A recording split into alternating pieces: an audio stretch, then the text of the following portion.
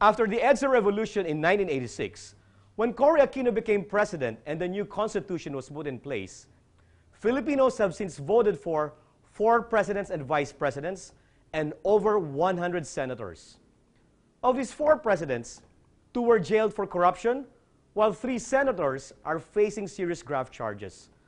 Kung susuriin nating mabuti, parang hindi maganda ang track record natin sa pagpili ng mga namumuno sa atin. I'm Noel Pabiana, and let's talk about our responsibility in choosing our new leaders.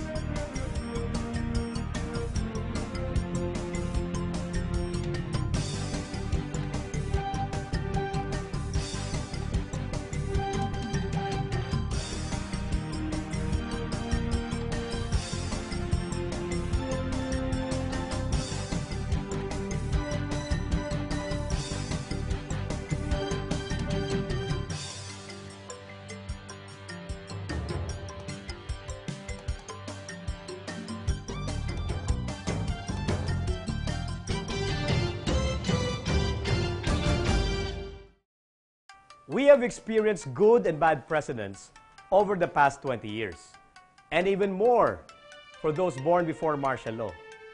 May natutunan na nga ba tayo sa ating mga pinagdaanan?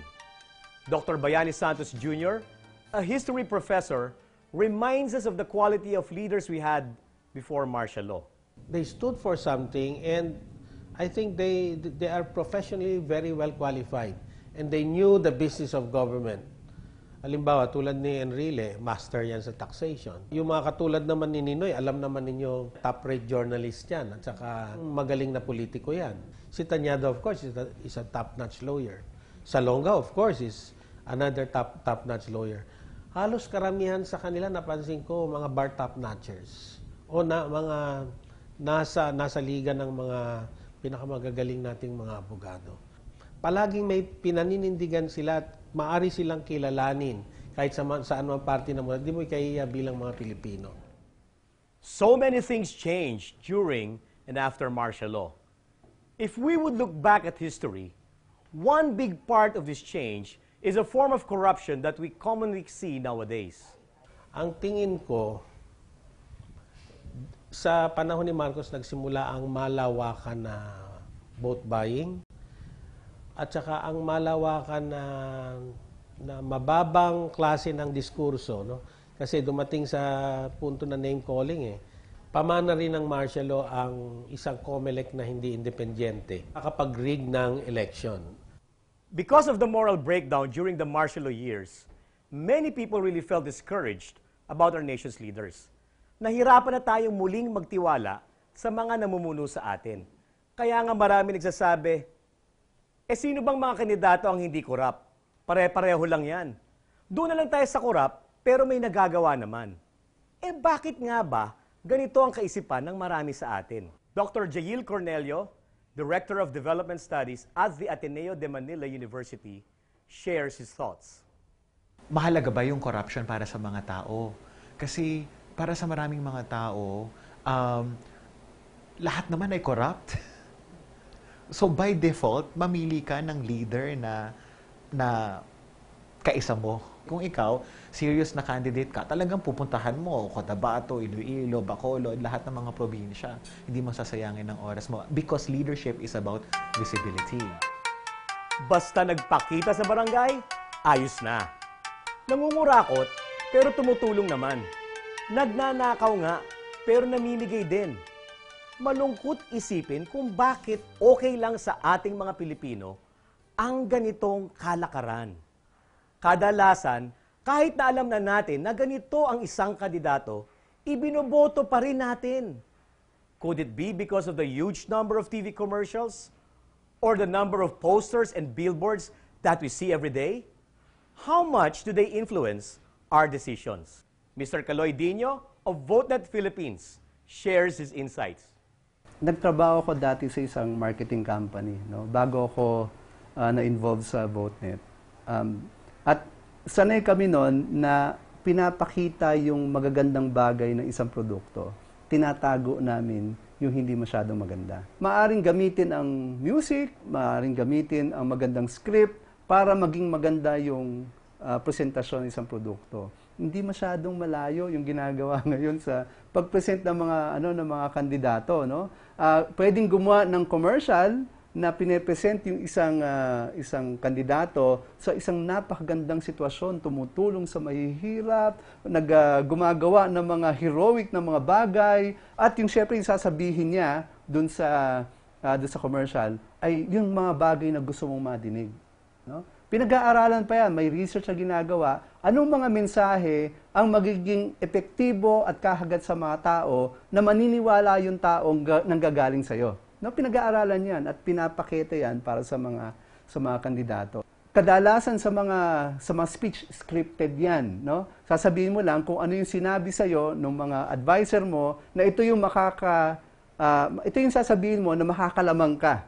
Ilalagay mo lang yung sarili mo sa mga sitwasyon na maganda yung dating para sa'yo. Mabuti na nga lang sa ating sistema, malaya ang pamamahayag, kaya maaaring i-refute ng kalaban mo lahat ng sinasabi mo. Pag meron kang sinabing maganda, yung kalaban mo pwedeng sabihin lahat ng mga pangit na ginagawa mo at sinasabi mo. Mahirap ma-discern kung ano yung totoo. Okay? Maraming mga PR practitioners na hindi nila pakialam kung totoo o hindi ang sinasabi. Ang importante lang ay manalo ang kandidato. At bahagi pa rin ng pagpapaganda ng imahe ay mga iba't ibang paraan na kung minsan ay parang nakakainis, pero effective. Ito ay para makuha ang loob ng mga botante, parang masabi sila ay talagang may kalinga para sa mga tao. Sa mga taong mahihirap, hindi ganon kadali ang cellphone. So kung merong mga kandidato who can give them cellphones, that's an effective strategy. Yung mga botante, mas lalo nilang nararamdaman na itong taong ito nakikiisa sa kanila.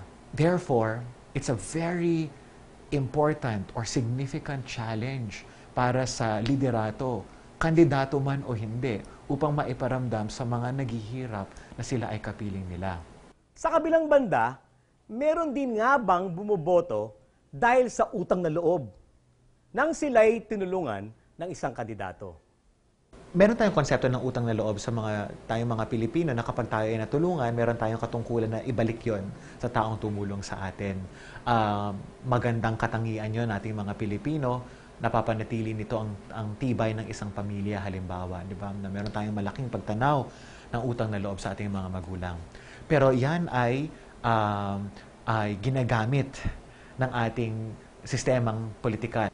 Yung mga ginagawa ng mga kandidato, dumadalaw sa mga iba't ibang mga lugar upang mamigay ng kung ano-ano, ang hinihingi talaga nila ay utang na loob. No? Kaya ang tibay ng political dynasties, hindi sila matinag-tinag. Kasi may malaking tumutulong sila and yet they extract the debt of gratitude. At hindi ko masisi ang mga ordinaryong tao na pumapabor sa mga kandidato na pakiramdam nila itong taong to ang makakabuti sa akin. Maaring personal na meron silang tinatanggap na mga material na bagay.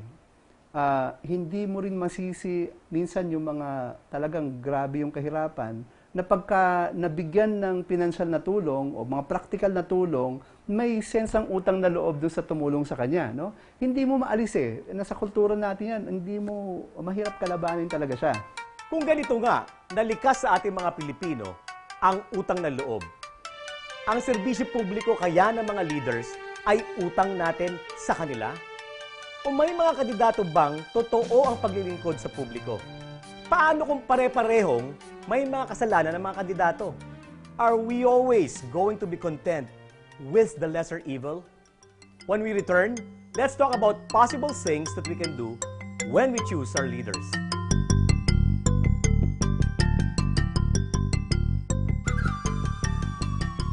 Kung yun lang naman ang ginawa niyang, nagbigay lang siya ng ganun eh. Kurakot naman siya, wala rin kwenta. O kurakutin niya rin at kukurakutin yung mga naitulong niya na yun. Wala yung utang na loob. Basta't gumawa ka ng mabuti, ba't kailang utang? Hindi. Kasi Diyan lumulubog ang politiko ay nagiging leader sa utang ng loob eh. Siguro pwede mo namang tumbasan yung mga nagawa ng kapwa mo na sabihin nga ng utang na loob sa ibang bagay. Pero kung sasabihin na ang nakasalalay ay napakadaming buhay na yung sa boto ng yun, eh kailangan magdesisyon na tayo na pang sarili na lang. Actually, pag mga ganyan may utang na loob, mahirap yan eh. Pagbabayaran mo yun, nakakasira lang. Depende. Depende. Kung nakatulong, much better kung nakatulong, bababa ko siya ulit. Kahit nasasabi natin may utang na loob tayo, pero iisipin din natin yung kapakanan ng iba. Hindi lang sa sarili, hindi para sa lahat. Ay, hindi na po. Siyempre, mali naman yung ginagawa niya. May dati siyang anomalya sa bansa. Marami pa naman dyan para yung dapat iboto. Saka na lang po yun ang utang na loob.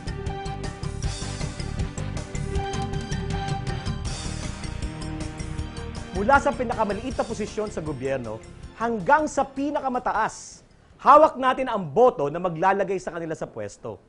And because of this power and responsibility, we will be able to bring about change. Ano nga ba ang mga dapat nating gawin? Tayong mga botante, anumang katayuan meron tayo sa buhay, dapat mariin nating itinatanong sa ating mga kandidato ano ang kanilang gagawin kapag sila ay nanalo.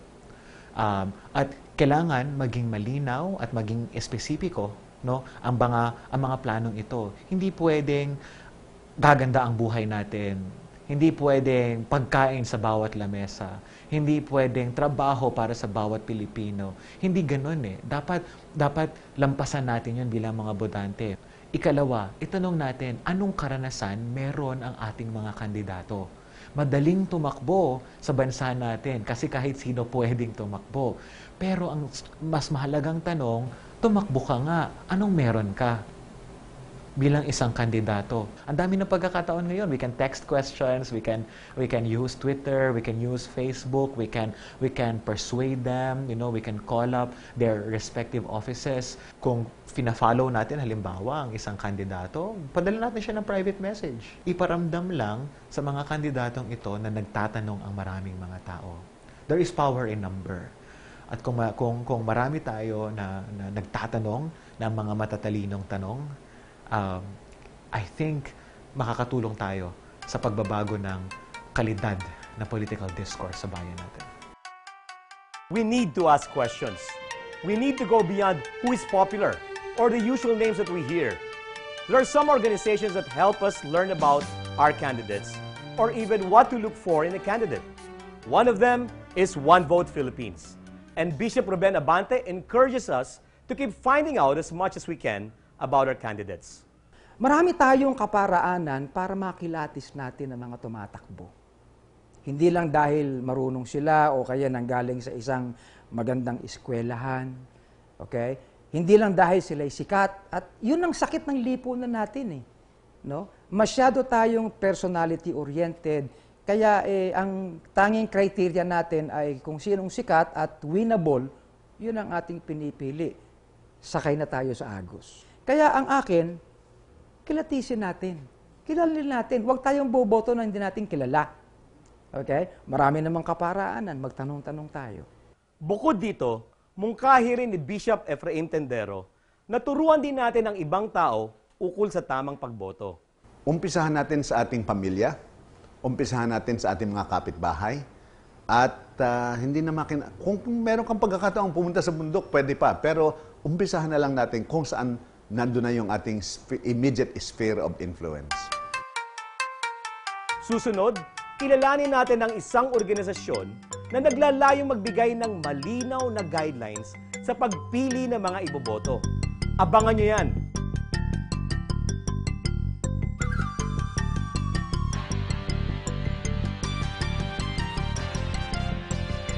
Kaya niya panindigan yung kung ano yung katungkulan niya. Yung magaling siyang mamuno, yung paganda niyang Pilipinas. Yung hindi manuloko. Yung integrity niya as a leader. Credibility, that's number one. Yung kaya magpatupad ng peace and order, may authority talaga. Hindi siya corrupt, may puso. Yung track record. Pag God-fearing person ka, ibibigay mong serbisyo sa mamamayan. Tama yan. Kasi it comes from the Lord. Kahit sino naman manalo, okay lang eh. Kahit sino maging presidente, hindi naman niya kayang baguhin yung bawat Pilipino. Kadalasan, nahihirapan tayong pumili ng iboboto dahil na rin sa sinasabing walang choice eh. Kasalanan ba natin na wala tayong choice? Attorney Alex Lacson of Filipino Movement for Transformational Leadership offers an alternative answer. Hindi ko ina-accuse ang mga Filipino voters na kasalanan nyo. Partly kasalanan natin. Una, hindi tayo nagpe-present ng choice na matino sa kanila. Pangalawa, may pagkukulang tayo doon sa pagbigay ng tamang voter's guide. Baka hindi effective yung voter's guide na ginagawa natin. Pag sinabi mo lang halimbawa na maka-Diyos, makabayan, makatao, masyadong general yun eh. Ang totoo niyan, may isang senador. Tingnan mo yung TV ads niya, yung campaign ads niya. May ginagamit siya na Bible. Ginagamit niya na props yung Biblia. Pero sa totoong buhay, may 45 ba yun na babae siya? Sabi mismo ng asawa niya. Pag sinabi mong character, competence, compassion, masyado ring general yon. Anong ibig sabihin sa kanila nun? Siguro kailangan i-improve natin yung voter's guide. Mas specific. Pangatlo, palagi ko may pagkukulang tayo sa i-prosecute at talagang ipakulong yung mga sirulong mga lideres natin. Kasi feeling nila nakakalusot sila eh. Nagkasala sila, nagnakaw sila, pero kinukuha pa rin natin silang ninong. Alam mo na involved sila sa corruption, dapat i-ostracize mo yan. Huwag mong pansinin, huwag mo imbitahin. Do not honor them in front of your kids, in front of the society. Because of his vision to help people choose the right leaders, Attorney Alex Lacson and other concerned individuals formed the Filipino Movement for Transformational Leadership. The movement aims to address the need to empower people in choosing the right candidates, starting with the people's primary. Yung isang problema sa ating bansa ay yung kakulangan ng partisipasyon ng publiko sa pagpili ng kandidato. Halimbawa, nung tumakbo si Miriam noong 1992, there was no public nomination. Ang pumili sa sarili niya ay siya. Nung tumakbo halimbawa si Manny Villar in 2010, there was no public nomination. Personal decision. Takbo ka, tapos kung popular ka, liligawan ka ng mga partido at papatakbuhin ka nila at ika-crown ka na lang nila. No? So, ang ginawa ho natin ngayon, bumuo tayo ng People's Primary. Ang konsepto ng People's Primary ay nag-organize tayo ng mga organizations, largely mga faith-based groups and organizations. Ito, bilang simula. Bawat isa pwedeng mag-nominate ng candidates for President, Vice President, Senators, and Party List. Pero based on our agreed criteria. At kung sino po yung manalo doon sa primary, sa People's Primary, magiging official candidate siya ng coalition. Attorney Alex believes that faith in God plays a huge part in choosing the right candidate. At ito ang dahilan kung bakit katuwang niya sa PMTL ang mga pinuno ng Catholic Church at iba't iba pang Christian churches. After convening as a group, these leaders from different faith-based groups came up with the criteria for choosing a candidate. Itong kriteryang ito ay pwede gawing sukatan sa mga tumatakbo sa iba't ibang posisyon sa buong bansa. So ito pong 15 questions na to, hango din po siya doon sa voter's guide na ginagamit natin noon. Sa ginagamit ng simbahan, no? Maka-Diyos, makatao, makabayan, makakalikasan, makatarungan. So ito po, specific questions lang siya. Hango din siya sa usual na ginagamit natin sa corporate sector. No? Character, competence, compassion, courage. Kasama po doon sa question ay may political will ba siya? May tapang ba siya na ipatupad ang tama? Membro ba siya ng political dynasty? Or hindi ba siya membro ng political dynasty? No? Ano ba ang stand niya sa mga issues na importante para sa atin or para sa inyo? May bahid ba siya ng korupsyon? May mga kasong criminal ba na sinampa sa kanya dahil sa korupsyon? May ill-gotten wealth ba siya? No? Namimili ba siya ng boto sa panahon ng eleksyon? No? Gumagamit ba siya ng guns, gold, no? Dahas sa panahon ng kampanya? Pwede tayong makibahagi sa magandang endeavor na ito. Go to their website, gabaycristo.ph. It offers information, polls, and other materials that could help in our decisions about choosing our leaders for the next elections. Next, we will share some challenges that we, as voters, Ken present to our leaders and candidates. Please stay with us. Sa ngayon, laganap ang korupsyon. Yun ang dapat mawala. Kailangan na ipapatupad yung mga batas natin. Unang-una yung traffic, mga bilihin. Sana bumaba para tsaka yung sahod natin sana tumaas na. Focus more on sa economy. Kasi maraming mga graduates, wala namang trabaho. Maging honest sila, maging totoo sila sa sarili nila. Tsaka gagawin nila kung ano yung sinabi nila. I feel depressed, no? They talk of doing something, but the moment they are holding a position, ganun din eh. Walang nangyayari eh. I hope there will be a change really. I'm 80 years old already, so I need to see that change before I go.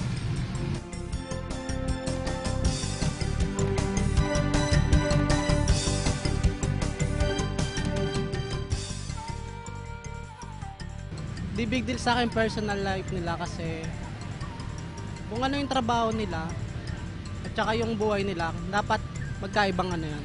Kung magandang pamumuhay niya, siyempre makikita mo doon kung paano niya pamunuan yung sarili niya o yung pamilya niya, mapapamunuan din niya mabuti yung bayan. That is his life. Kahit yung personal life natin kasi hindi dapat isama doon sa public service. Yung values niya na learn from sa family niya, dadaling niya yon sa the way siya mag-serve sa countrymen. Siyempre, apektado yun. Makikilala ka bilang babaero, hindi ganon. Dapat yung malinis ka, yung pinagdaanan mo lahat, naging totoo ka. Hindi ka maglilihim. Personal na buhay, tingin ko wala eh. Kasi kung mayaman ka o mahirap ka, basta totoo yung inaano mo. Tama yun. Oo, kasi pag minsan, di ba, nagkakabukay nga sila, kagaya ng madaming anak pala sa labas, malaking epekto yun. Because of social media and technology, it is now easier to reach our leaders and those presenting themselves as our future leaders. Meron tayong mga dapat itanong sa kanila at kailangan talaga nila itong sagutin, lalo na kung sinasabi nilang karapat-dapat silang mamuno sa atin. Una, alamin natin, kamusta yung pamilya niya? No, siya ba ay hiwalay? Siya ba ay mapagmahal sa pamilya niya? Siya ba ay may kabit, may anak sa labas? No? Malaking bagay yan, no? Siya ba ay nagsisimba kasama ng pamilya niya? Siya ba ay may respeto sa karapatan ng tao, lalo na sa mga malilit at mahirap, no? Siya ba ay supporter ng illegal logging or ng drugs? Lagi nating sinasabi, upang makapagtrabaho sa isang korporasyon o sa isang lehitimong kumpanya, kinakailangan meron kang credentials. Nakapagtapos ka ba? Akma ba yung iyong tinapos para sa trabahong ina-applyan mo? Nakapagsasalita ka ba ng Filipino o ng English at ng isa pang wika? Marami tayong skill set na hinahanap. Pero pag kandidato, kahit sino pwede. Oo, katangian yun ng demokrasya natin. Ibig sabihin, pwede kahit sinong maging leader, pero hindi nangangahulugan na ito-tolerate natin yun bilang mga botante. We have to demand the highest levels of excellence from our leadership in terms of their platforms and in terms of their credentials and experience. Pag wala nun, pagdudahan na natin. Bukod dito, meron ring ibang hamon si Dr. Jail sa ating mga kandidato. The choices are very limited. Then, nalilimitahan tayo. Charisma, celebrity, dynasties. Therefore, the challenge is not on the voters. The challenge is on the candidates. Can we challenge them to elevate the standards of political discourse in our country today? At kung tinitingnan ang kakayahan o competence, dapat din daw suriin ang karakter ng isang tao.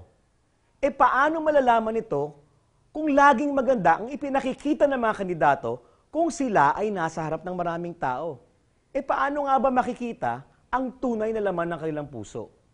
There are several ways, no? One is paano niya binubuhay yung sarili niya. Ibig sabihin yung personal life niya. Ano ba siya? Anong pagkatao niya? No? Number two, kamusta yung pamilya niya? Makikita mo doon. No? Number 3, how does he treat people around him, especially yung maliliit? Oo. So, number 4, of course, is yung ano bang mga ginagawa niya? Saan ba siya involved? Ano bang mga causes or mga advocacies or mga bagay-bagay na sinasalihan niya? So, doon makikita mo doon. No? And panglima, pwede mo malaman sa sagot niya. Pag tinanong mo siya, ano bang posisyon mo sa issue na to? So, doon makikita mo kung saan siya. Hindi man natin masilip yung karakter ng tao, baka siguro magandang tanungin natin ang Diyos na nakakasilip ng laman ng puso ng lahat ng tao. Mabigyan tayo ng guidance ng Holy Spirit para ma-discern natin anong laman ng puso ng taong ito. At kung karakter ang pag-uusapan, ano nga ba ang dapat hanapin sa isang kandidato kung tayo ay talaga naghahanap ng maayos na leader? So kung meron ako isang katangiang hinahanap sa ating mga kandidato o pinuno, ito ay ang pangitain o ang tinatawag natin sa English na vision. Sabi ng Biblia, people perish when there is no vision. Pero ang hinahanap kong pangitain ay hindi motherhood statements. Ang hinahanap kong pangitain ay realistic. Saan patungo ang Pilipinas pagdating ng 2020? Saan na ang Pilipinas pagdating ng 2030, 2040? Integrity. Kahit na napakatalino ng isang tao, kung wala niyan, wala pa rin. Isa lang ang isang una kong makikita kong indicator ng integrity. Yung kahit nagalit na ang buong bayan sa kanya, papanindigan niya pa rin kung ano yung tama. Yun ang integrity.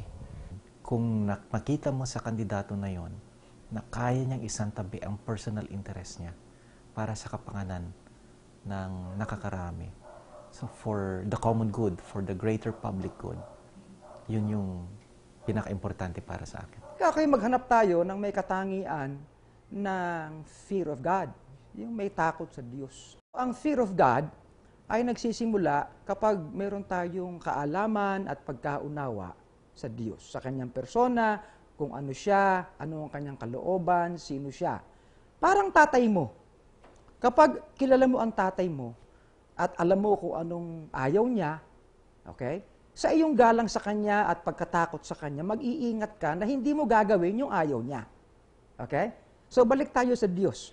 Kung naunawaan mong halimbawa na ang Diyos ay banal, ayaw mo maging makasalanan. Kung halimbawa naunawaan mo that God is righteous, you would not be corrupt. Kung halimbawa alam mo na ang Diyos is a God of justice, you will not be unjust. Okay? Halimbawa, you know that God is true, you will not be dishonest. We may have a poor track record in choosing our leaders. In fact, we may have voted the wrong candidates over the past years. Bakit nga ba nangyayari ito? Maybe because we have been choosing leaders based on our selfish interests. Meron namang iniwang pamantayan ng ating Panginoon sa pagpili ng tamang leaders. At ito ay nasa 1 Timothy chapter 3 verses 1 to 7.